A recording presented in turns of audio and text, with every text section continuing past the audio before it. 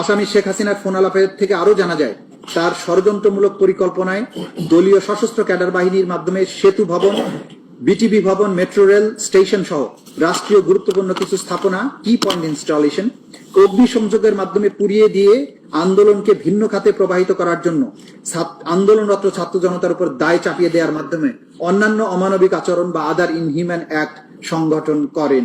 আইন যদি মানতে যেতাম তাহলে কিন্তু এই বিপ্লবগুলো হতো না।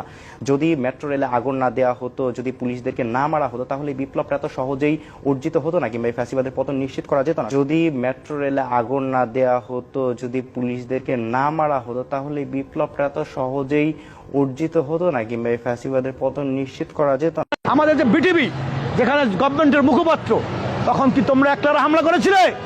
ওই বিটিভিতে আমি নিজে ছিলাম, সেটা আমার বনশ্রী বাসা হতে। ওখানে বিএনপি, জামাত, শিবির, ছাত্র জনতা সবাই ছিল। যেদিন আমাদের যে মেট্রো রেলে হামলা করেছিল, তোমরা কি একলারা করেছিলে? সমস্ত ছাত্র জনতা, রাজনৈতিক শক্তিসমূহ। নরসিংদী কারাগার হামলা হয়েছিল, তোমরা কি একলারা করেছিলে? ওখানেও সবাই অংশগ্রহণ করেছিল।